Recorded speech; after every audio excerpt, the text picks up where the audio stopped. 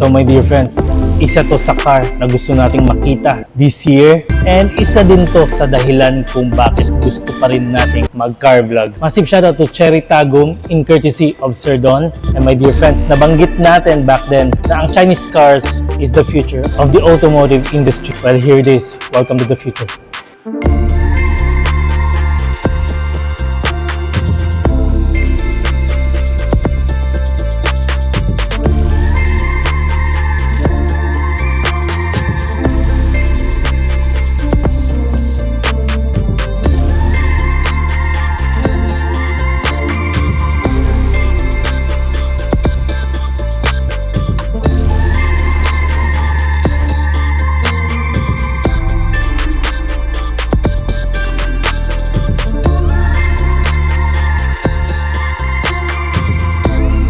Fresh off the boat, my dear friends. Kakarating pa lang nito dito sa Davao City. Marami nagsasabi, saan aabot ang 500 pesos mo?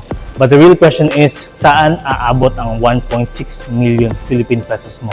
Well, my dear friends, here it is. The exact figures will be mentioned later. Nasa Davao City tayo, kaya mas mahal ng konti sa Manila. This is the 2026 Cherry Tiggo REV Luxury Edition and Extended Range. And it's a plug-in hybrid. Mukha talaga siyang SUV. Usually na makikita mo dito sa Pilipinas. It weighs about 2.2 ton. Katamtaman yung kanyang laki. Hindi siya yung tipong super aggressive, kumbaga. So, makikita naman talaga natin na malaki siyang car and masusubukan talaga natin yung pagiging spacious niya at saka pagiging 7-seater niya later on. Ang kanyang wheelbase, 2,710mm. Meron siyang 200mm ground clearance. Ito na ata yung pinakamaganda na kulay para sa akin lang naman kasi mahilig tayo sa black colors talaga. And ito yung carbon crystal black. Bias talaga ako sa ganitong kulay kasi kumikinang talaga siya and kapag nailawan ng maayos, malinis siyang tignan. Front end, beautifully done. Meron siyang diamond grille plus the Cherry logo out front. Meron siyang camera dito.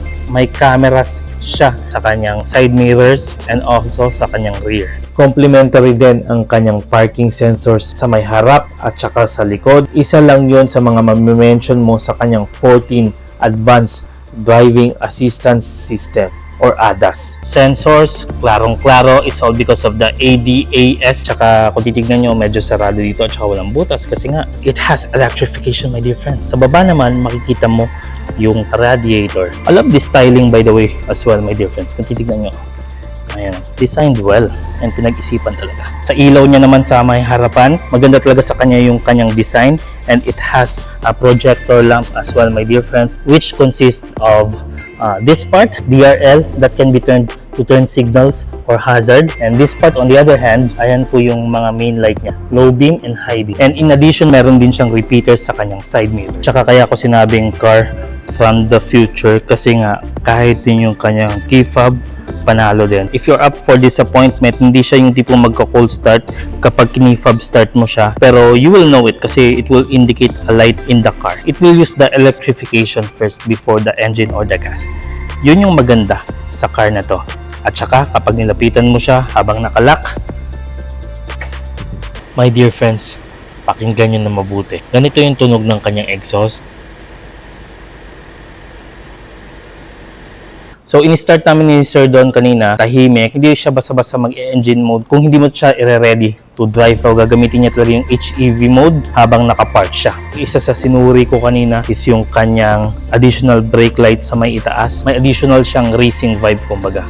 Pero ang kanyang brake light hindi rin papatalo. All the way here, my dear friends, para kapag liliko ka, makikita ka pa rin kahit papano. And the styling, I love the attention to details on that one. And the lines on this one as well. Siguro kung mag-nitpick tayo, take exit exhaust, yung exhaust niya nasa ilalim. Ayan po. Pero sa tingin ko talaga, pwede mo magamit to. Yung tipong magka-cutback ka para umingay yung car mo. I think so. I may have to ask. Meron siyang color combination na black and chrome sa kanyang wheels with a wheel cup of Cherry logo and 235/55 R18 po tayo with the better grip when you're driving. Ang kanyang harapan, ventilated disc brakes po tayo, and sa kanyang likuran naman, solid disc po tayo. It has 14 technology on the ADAS. Isa doon yung kanyang electronic brake force distribution at saka ABS. Ang kanyang suspension sa may harapan, McPherson. Sa may likuran naman, multi-link independent suspension po tayo. Saka ito yung amaze ako sa kanyang hood. Ayun ako, titignan nyo, oh. Press twice daw. So kapag press twice, gaganituhin natin. So ayan, all the way bukas siya.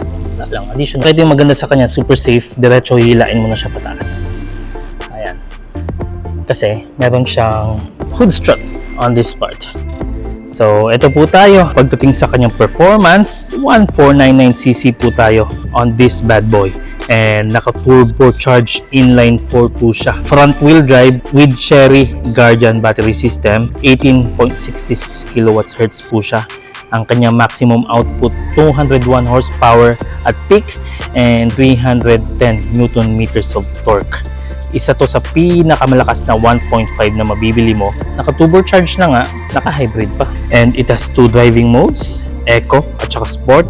And pwede mo rin tong EV mode aside from HEV or hybrid mode. So, pwedeng gamitin mo yung baterya niya just in case na wala kang gasolina. Dito yung charging, it comes with a free charger, meron siyang fast charging, and kung magpapagawa ka ng charging station sa bahay mo, it will be at least 20,000 or less, which is mas mura siya kung ikukumpara mo sa kakumpetensya. I-avail mo yung 7 kW home AC charger, 2 to 4 hours lang, 0 to 100% of charging. Kapag domestic socket nga lang naman, 7 to 8 hours siya, which is still nice. Dito sa kaliwa naman yung kanyang gas tank, which has 60 liters gas tank capacity. Sinasabi ko na sa inyo, dito pa lang, paldo na kayo, 1400 kilometers po ang kanilang range kapag full tank at saka fully charged. More or less, that's about 80 to 85 km per liter. 7-seater kasi siya, kaya medyo talaga masikip. Parang yung old Montero lang din namin.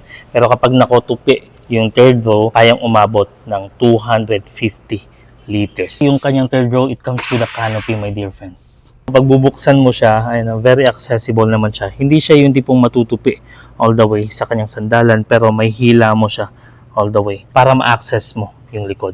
Ngayon, upuan natin. Maluwang naman po siya kahit papano. Good for 2 kids, kumbaga, or teenagers. Hindi kasi natin mapakita ng maayos yung pagiging flush niya. But I believe so. And sabi din sa ibang reviews, this is suede. And it's not leather. Kapag ginawakan mo, hawak luxury talaga siya. So, may vent po siya sa bawat gilid niya. Tapos may cup holder tayo. Tapos may additional tayo na spacing na pwede natin paglagyan ng gamit. So, if your height is 5 feet 6 tall pataas, medyo mahirapan ka dito, pero there's still adjustability on the second row. Pero kung titignan nyo, ayun, super sagad na siya. May katangkaran kasi tayo. Ayan, yung headrest niya. Konti lang din yung makukuha mo. Let's say na lang na this is a 6-seater instead of a 7-seater, but it's totally fine. Pwede mong ilagay yung mga maliliit na tao, yung mga bata dito sa may likuran. And para sa akin, yung kanyang interior, isa sa pinakamaganda. Yung tipong kapag naghahanap ka ng Air Jordan na mamahalin, ganito yung material ng kanyang seat. Kaya ako sinabing pwede pang umupo yung 5 feet 6 tall sa may third row kasi nga, ayun, super luwag naman dito. Kayo na lang yung mag-adjust kumbaga sa second row. Super luwag. And headroom, kakaiba yung kanilang styling. And tignan nyo yung kanyang upuan. No? Yung tipong hindi ka basta-basta aalog kapag corner ka.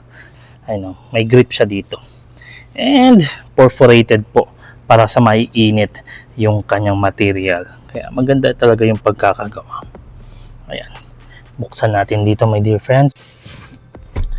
Ayan po tayo. Meron tayong 2 cup holders. Additional cup holders on this part. And some things you might want to put. Ventilation niya po nandirito. Ayan. Meron siyang dalawang USB port, ang isa Type-C. And pwede mo rin lagyan ng cellphone or gamit mo na maliit dito. Passenger pocket, available din. Pwede lagyan ng iPad, tablets, or anything. I love the design of the door, my dear friends. Sa kanyang loob, titignan nyo yung stitching. Color gray with a gray material as well. I think this is, yeah, it's the same thing. Suede material. And ganda ng kanyang itsura. I love the idea on this one. Luxurious yung kanyang datingan. Isofix tethers for newborns or toddlers. Ganito po tayo sa kanyang front passenger. Panalo. Maluwag. And pwede mo pang i-adjust. Electronic. When it comes to the cabinet, ayan, spacious naman. Ang kanyang vent available here, and sa may driver banda. We tried the voice command a while ago, which is actually intuitive, my dear friends. Hello, Cherry. I'm listening. Please open sunroof. Okay. Oh my God! So, ang ganda lang. Astig lang yung kanyang voice command, my dear friends. I like the idea. I love the idea of the steering wheel. It's not sporty. It's luxurious. On the other hand, futuristic as well, my dear friends. And lalo na kapag natapat ka dito sa kanyang instrument cluster. It has a 10-inch instrument cluster with very clear and readable. Makikita mo naka-sport mode siya. Maganda yung kanyang datingan.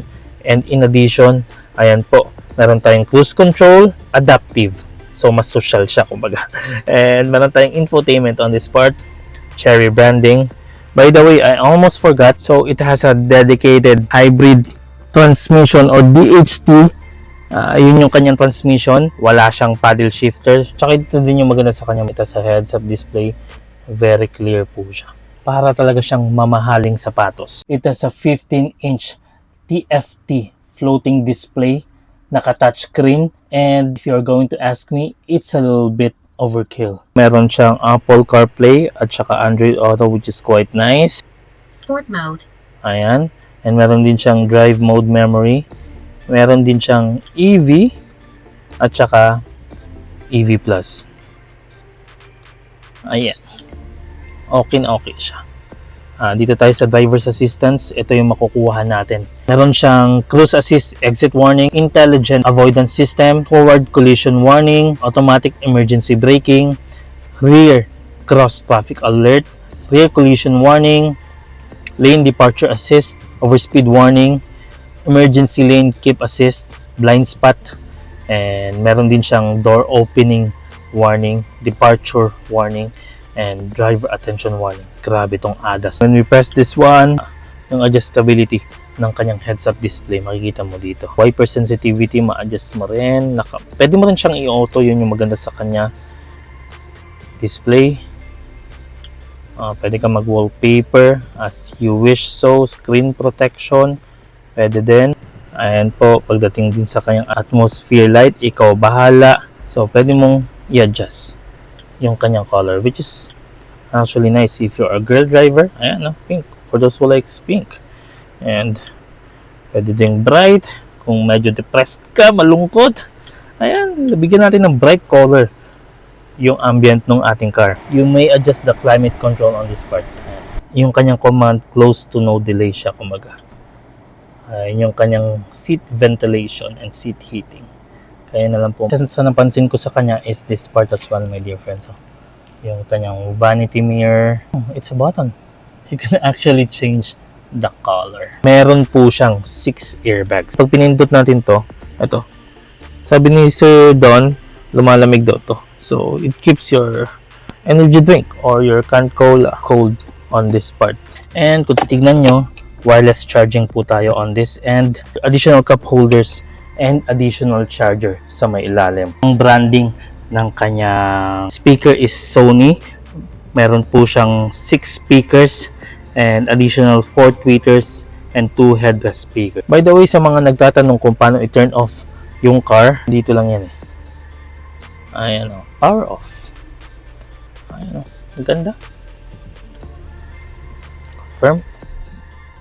So ayan, patay na yung car. So this is it, my dear friends.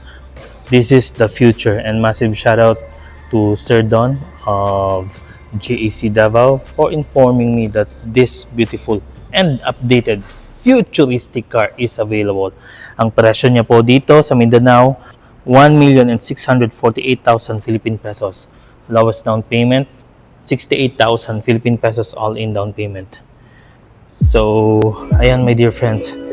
Let me know in the comment section what do you think about this beautiful car right here. Kasi for me, it's futuristic. Bisitahin niyo po sila sa Cherry Tagum or otherwise, inquire tayo kay Sir Don. And Exodus 14:14 to everyone. Keep on praying, trust the process. And I'll see you next.